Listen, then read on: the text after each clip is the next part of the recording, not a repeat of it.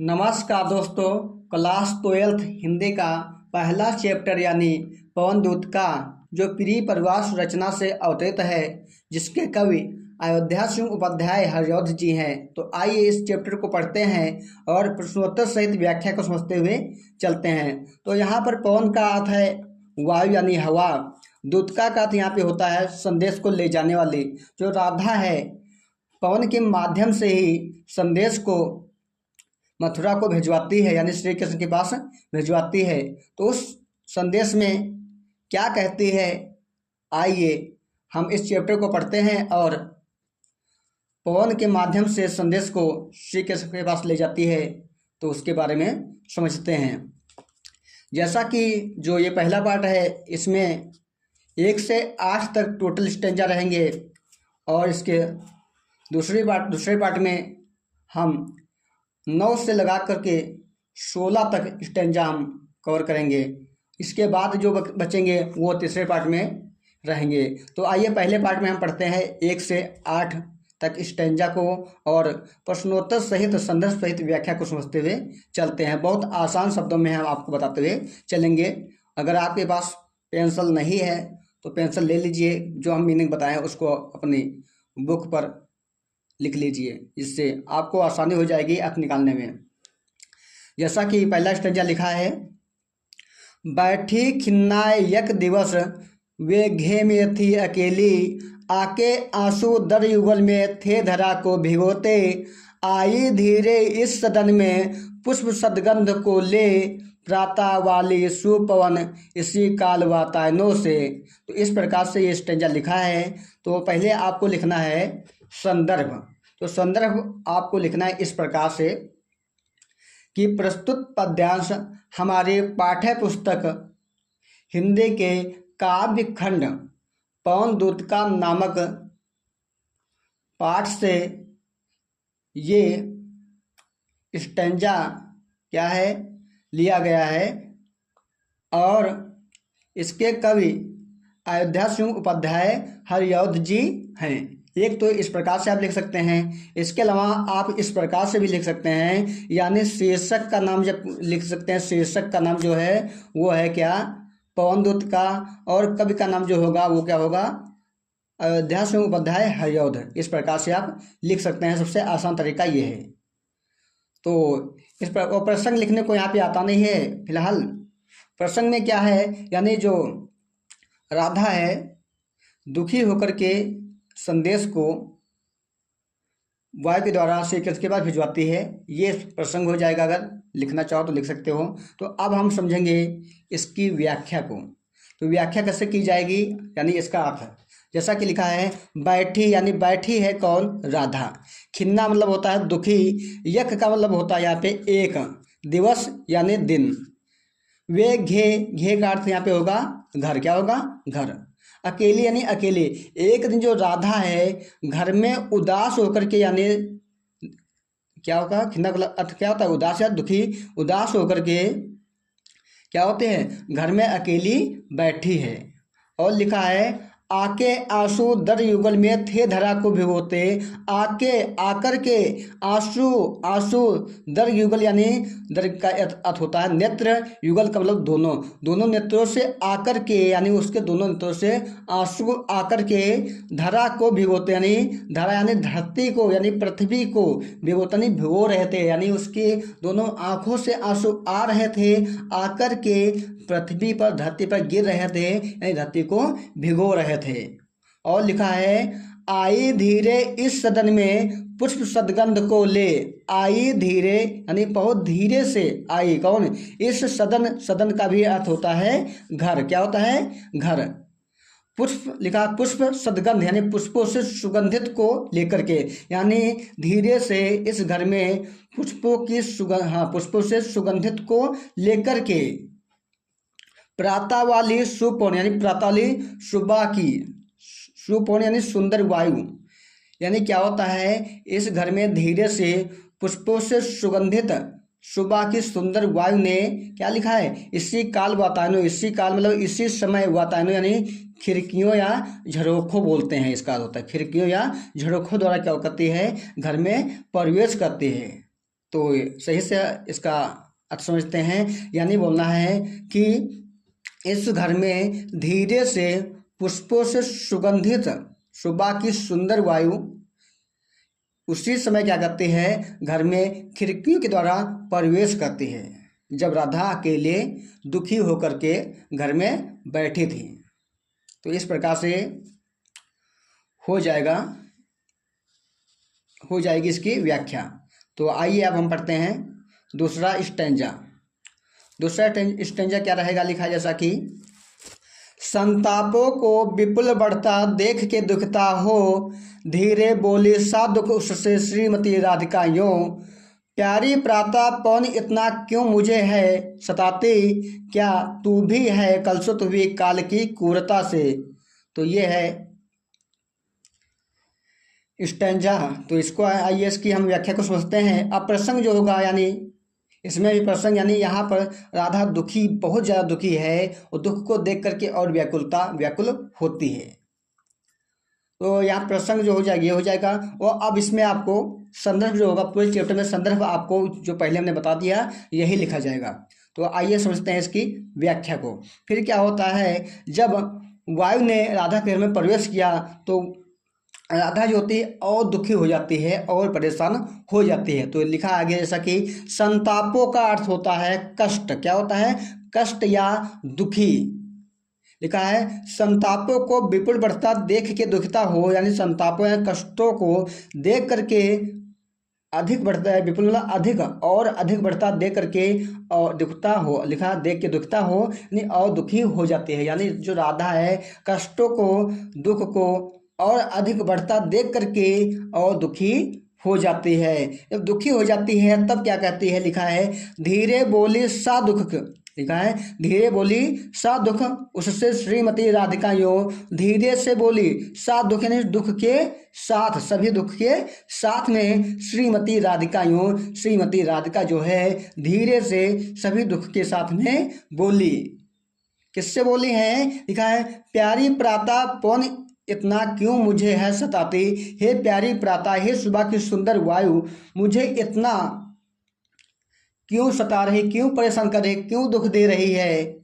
लिखा है अगली लाइन, क्या तू भी है कलसुत हुई काल की क्रूरता से, क्या तू भी जिस प्रकार से मैं किसी से दूर होकर के मैं दूषित होती जा रही हूँ, परेशान हो रही हूँ, दुखी हो रही, इसी प्रकार से क्या तू भी काल यानी समय के प्रभाव से, कठोरता से दिन पर दिन दूषित या मलिन होती जा रही है। लिखा कलुषित का अर्थ होता है मलिन यानी दूषित, दिन पर दिन होती जा रही है, क्योंकि मैं श्री कृष्ण से दूर होकर के दिन पर दिन क्या मलिन यानी दूषित दुखी होती जा रही हूँ। इसी प्रकार से क्या तू भी मेरी तरह ही किसी से दूर होकर के दिन पर दिन दुखी यानी कलुषित यानी मलिन होती जा रही है। इस प्रकार से व्याख्या हो जाएगी। तो यहाँ से जो है प्रश्न बनकर आ सकते हैं, दोनों स्टैंजा से जैसे कि बनकर आएंगे। राधा ने प्रातःकालीन वायु से दुखित होकर क्या कहा। तो राधा ने प्रातःकालीन वायु से दुखित होकर क्या कहा था, तो आपको पता है यहाँ पे जो, तो प्रातःकालीन राधा ने वायु से दुखित होकर यही कहा था, क्या जिस प्रकार से मैं दिन पर दिन काल के प्रभाव से दूषित होती जा रही हूँ, इसी प्रकार क्या तू भी काल के प्रभाव से दिन पर दिन दूषित और मलिन होती जा रही है। इस प्रकार से हो जाएगा। और जैसा कि इसमें छंद कौन सा है, तो छंद हो जाएगा, कौन सा छंद हो जाएगा, छंद हो जाएगा इसमें मकर कामता हो जाएगा। और जो इस पद लिखा है गद्यांश के रेखांकित अंश की व्याख्या कीजिए। तो व्याख्या करनी है, यानी जो जितने में आपको रेखा खींची हो उतने की व्याख्या आपको करनी होती है। तो हम आपको प्रश्नों का उत्तर सहित बताते हुए चलेंगे। तो आइए अब हम पढ़ते हैं तीसरा स्टैंजा। लिखा है मेरे प्यारे नौ जलज से कंज से नेत्र वाले, जाके आए ना मधुबन से और ना भेजा संदेशा, मैं रो रो के पिरे बिरह से बावली हो रही हूँ, जाके मेरी सब दुख कथा श्याम को तू सुना दे। तो इस प्रकार से लिखा है। तो यहाँ पर आप क्या करते हैं, जो राधा है वायु के द्वारा अब संदेश भिजवाना चाह रही है श्री कृष्ण के पास। तो उनके विषय में बता रही है कि वो श्री कृष्ण जो हैं वो कैसे थे, कैसे दिखने में लगते हैं, और जब से गए हैं नहीं आए हैं, इस प्रकार से कुछ बता रही है। जैसा कि लिखा है, मेरे प्यारे नौ जलज जलद से कंज से नेत्र वाले, यानी मेरे जो प्यारे यानी जो मेरे प्रीतम है, नौ मतलब नए, जलद यानी बादल यानी मेघ के समान वाले, कंज से नेत्र वाले, और कंज मतलब क्या होता है, कंज से नेत्र वाले, जो यानी कमल के समान नेत्रों वाले, कंज मतलब होता है कमल के समान नेत्रों वाले, जो हमारे श्री कृष्ण है, यानी बोल सकते हो मेरे प्यारे जो हैं वो नए बादल के समान शरीर वाले और कमल के समान नेत्रों वाले, जाके आए मतलब जब से गए हैं, जाके मतलब जब से गए हैं, ना लिखो आए ना मतलब नहीं आए हैं, मधुबन यानी मथुरा से,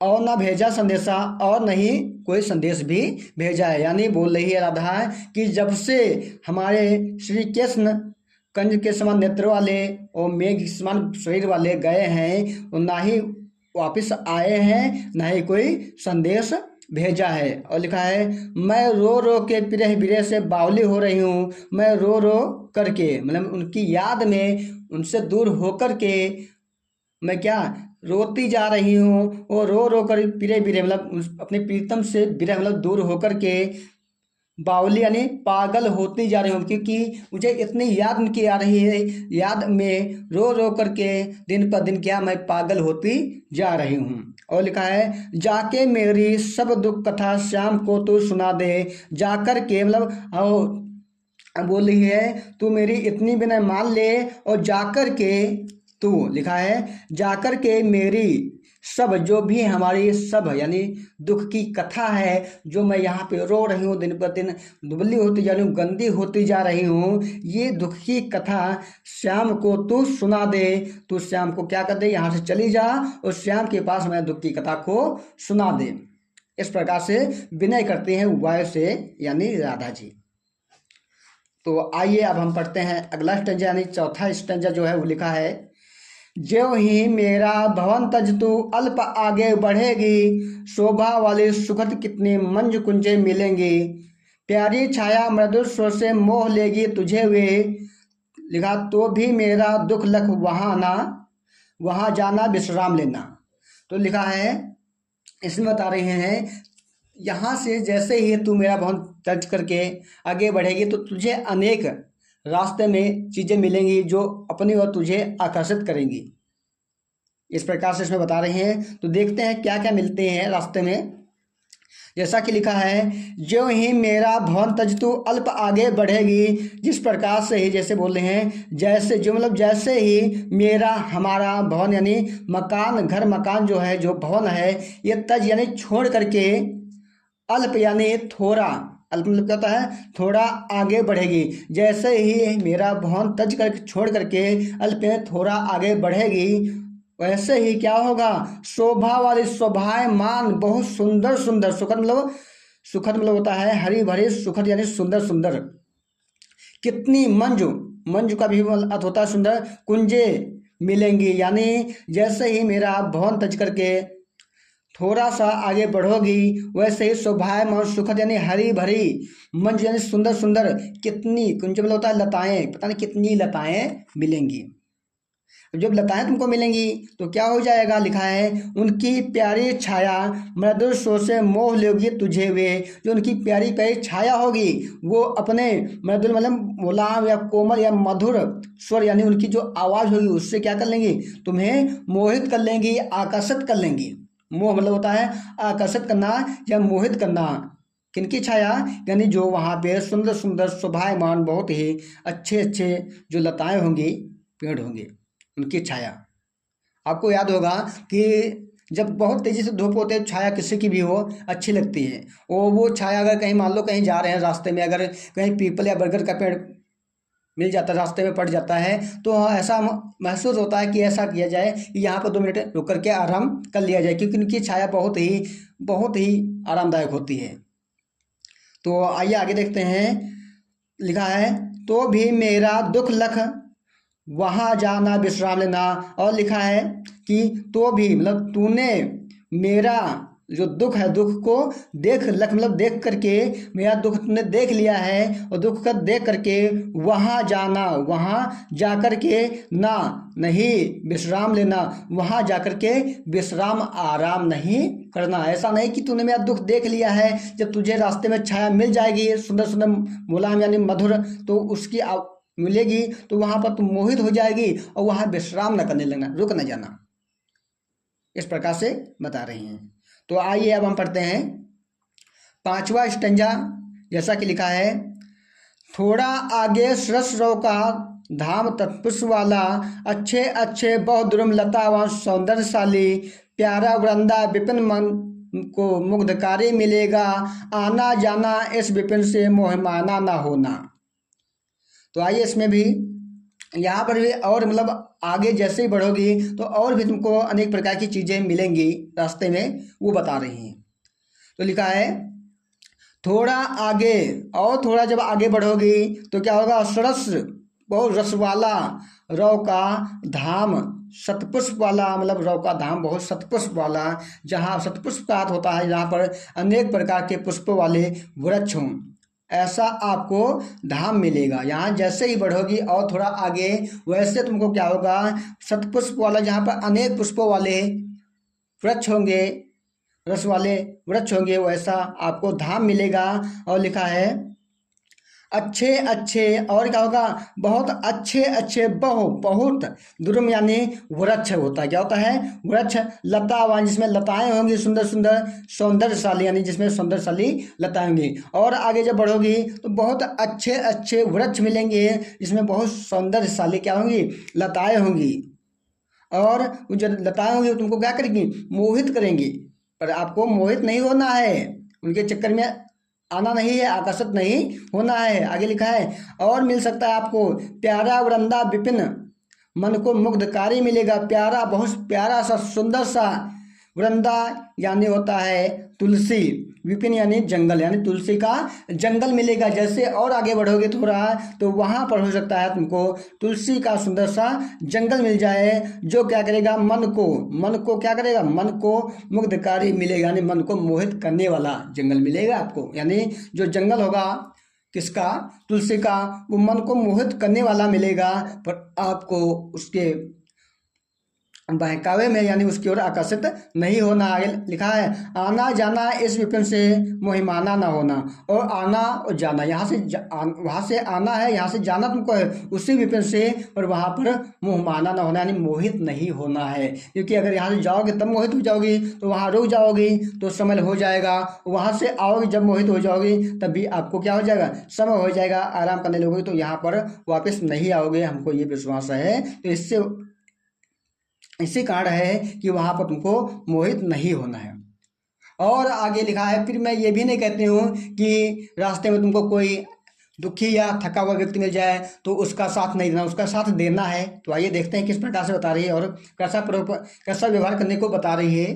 तो उसके आगे देखते हैं 6ठा स्टैंजा लिखा है, जैसा कि जाते जाते अगर पथ में क्लांत कोई दिखावे, तो जाके सन्निकट उसकी क्लांतियों को मिटाना, धीरे धीरे ब्रश करके गात उत्ताप खोना, सदगंधों से शर्मित जन को हंसता सा बनाना। तो ये स्टेजा है, अब बोल रही है कि अगर रास्ते में आपको कोई दिखाई दे तो उसके साथ आपको कैसा व्यवहार करना है, ये बता रही है। तो यहाँ लिखा है जाते जाते अगर पथ में क्लांत कोई दिखावे, जाते जाते यानी जब आप यहाँ से जाओगे तो जाते जाते अगर पथ का होता रास्ता यानी मार्ग में, क्लांत यानी थका हुआ, दुखी, परेशान, इस प्रकार से कोई व्यक्ति आपको दिखाई दे, ठीक है, मतलब कोई दुखी थका हुआ परेशान व्यक्ति आपको रास्ते में दिखाई दे तो क्या करना है, तो जाके सन्निकट, तो जाके मतलब जाकर के सन्निकट उसके पास उसकी क्लांतियों यानी उसकी जो थकावट है, जो परेशानियां हैं, जो दिक्कतें हैं, जो कठिनाइयां हैं, उसको क्या कर देना है, मिटा देना है। क्योंकि वायु ऐसी एक चीज़ है, अगर कहीं पे आप तप रहे हो या परेशानी है, जब वायु आ जाती है, झोंका उसका आता है तो बहुत आराम मिलता है, बहुत खुशी मिलती है। तो उसी प्रकार से बोले अगर तुमको रास्ते में कोई दुखी ही थका हुआ व्यक्ति दिखाई दे तो उसके पास जाकर के उसकी जो थकावट है, जो परेशानियां, जो दिक्कतें हैं, उसको मिटा देना है। और लिखा है धीरे धीरे प्रेस करके गात उत्ताप होना, और धीरे धीरे क्या करना है, प्रेस करके, स्पर्श करके, छू करके, गात यानी शरीर का जो उत्ताप यानी जो ताप, बहुत अधिक ताप है यानी जो गर्मी है, उसको मिटा देना यानी खोना है, उसको भगा देना है। और सदगंधों से, जो आप में सदगंधो यानी जो आप में सुगंध है, अपने सुगंध से शर्मित यानी प्रशर्मी जन यानी व्यक्ति को, जो प्रशर्मी व्यक्ति है, जो थका हुआ व्यक्ति है, उसको क्या करना है, अपने ये सुगंध, वायु के सुगंध से क्या करना है, हंसता सा बनाना यानी हंसी का भाव उसके अंदर उत्पन्न कर देना है, जिससे वो हंसमुख हो जाए, बहुत खुशी हो जाए। इस प्रकार से आपको उसके साथ व्यवहार करना है। पर और आगे बोल रही है राधा, वैसे अगले स्टेंजा में लिखा है लज्जाशिला पथिक महिला जो कहे दृष्टि आवे, होने देना विकृत वसना तो ना तू सुंदरी को। लिखा जो थोड़ी भी शर्मित वह गोद ले शांत खोना, ओठों की और कमल मुख की मलान लाए मिटाना। तो यहाँ पर किसी स्त्री के साथ कैसा व्यवहार करना चाहिए ये बता रही है। तो लिखा है लज्जाशिला मतलब लज्जाशील पतिव्रता संस्कारी स्त्री अगर आपको पति यानी रास्ते में महिला यानी स्त्री दिखाई, दृष्टि का होता है दिखाई दे, यानी आपको कहीं रास्ते में यानी संस्कारी स्त्री दिखाई दे तो क्या करना है। तो लिखा है होने देना, नहीं होने देना विकृत वसना, वसना मतलब होता है वस्त्र, विकृत मतलब बिखेर देना, यानी जब वायु चलती है तो देखा होगा बहुत तेजी से कभी कभी वायु का झोंका आता है, जो स्त्रियां होती हैं उनके जो वस्त्र होते हैं उड़ जाते हैं। तो आपको ऐसा नहीं करना है, जो सुंदरी हो उसके जो वस्त्र हैं इतनी तेजी से ना बहना है कि जो उसके वस्त्र हैं वो उड़ जाएं, बिखर जाएं, ऐसा आपको नहीं करना, वहाँ पे बहुत धीमे से आपको चलना है। और लिखा है जो थोड़ी भी शर्मित हो, जो थोड़ी भी शर्मित है, थकी हुई हो, वह गोद लेकर, उसे गोद में लेकर के शांति खोना, उसकी जो परेशानी, जो थकावट है उसको क्या करना है यानी खो देना यानी मिटा देना है। और लिखा है ओठों की और कमल मुख की मलान लाए मिटाना, जो उसके ओठ हैं धूप के मारे यानी जो लूक चल रही है इसके वजह से क्या हो गए, उसके ओठ अगर सूख गए हों यानी कमल के समान जो ओठ हैं वो सूख गए हैं, तो आपको क्या करना है, कमल मुख की जो मलानाया जो मुरझाया उसका कमल के समान मुख है, ओठ हैं, इसको मिटा करके और उसके ओठ बिल्कुल जो मुख है कमल के समान सुंदर कर देना है। इस प्रकार से बता रही है। तो आइए आप पढ़ते हैं 8वां स्टेंजा, जैसा कि लिखा है कोई क्लांता कृषक लन्ना खेत में जो दिखावे, धीरे धीरे प्रस उसकी क्लांतियों को मिटाना, जाता कोई जलद यदि हो वे में तो उसे ला, छाया द्वारा सुखित करना तप्त भूतांगना को। तो इसमें भी व्यवहार करने के लिए बता रही कि आपको कैसा व्यवहार करना है। तो लिखा है कोई क्लांता कृषक लन्ना जो खेत में दिखावे, यानी कोई क्लांता यानी कोई भी, क्लांता का मतलब होता है क्या, थका हुआ, आपको पता है क्लांता का मतलब क्या होता है, थका हुआ।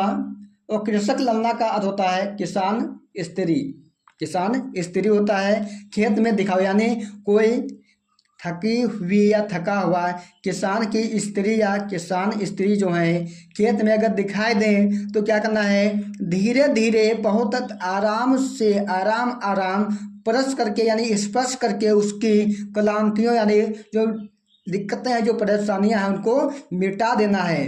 और लिखा है जाता कोई यद, लिखा है जाता कोई जलद यदि हो व्योम में तो उसे ला, जाता यानी जाता हो कोई, जलद यानी जलद का होता है बादल, यदि व्योम यानी अंतरिक्ष में, अगर मान लो कि कोई अंतरिक्ष में बादल का टुकड़ा जा रहा है और उसे ला करके छाया द्वारा सुखित करना, छाया उसके मतलब बादल का टुकड़ा ला करके उसके शरीर के ऊपर वो छाया कर देना है, और छाया कर करके उसकी तप्त भूतांगना जो है, जो स्त्री है, जो गर्मी से तप रही है, परेशान हो रहे हैं, व्याकुल हो रहे हैं, उसकी गर्मी को छाया द्वारा दूर कर देना है और उसे सुखी कर देना है। इस प्रकार से बता रहे हैं। तो इस प्रकार से ये जो होता है भाग समाप्त करते हैं। इसमें आपके जो प्रश्न आ सकते हैं, जैसे कि आ सकते हैं यहाँ पर प्रश्न बन करके आएंगे कि राधा पवन दूतका से राह में पथिकों के साथ कैसा व्यवहार को करने को कहती है, तो परोपकारी व्यवहार करने को कहती है। और प्रश्न जैसे कि हैं, वियोगिनी राधा लज्जाशील महिला के लिए पवन से क्या कहती है, यानी वियोगिनी राधा जो है लज्जाशील महिला के लिए बहुत सुंदर और अच्छा व्यवहार करने के लिए कहती है। इस प्रकार से यहाँ पर ये प्रश्न बनते हैं। तो हम अगले वीडियो में हम जो बात करेंगे दूसरे भाग में, वो 9 से यानी 16 तक स्टैंजा को कवर करेंगे। तो अगर ये वीडियो आपको अच्छी लगी है तो वीडियो को लाइक करना और हमारे चैनल को सब्सक्राइब करना। हम आपको यानी चैप्टर वाइज सभी क्लास 12th के चैप्टर को पूरा करेंगे, जिससे आपके यानी बोर्ड में बहुत अच्छे नंबर आए। थैंक यू दोस्तों।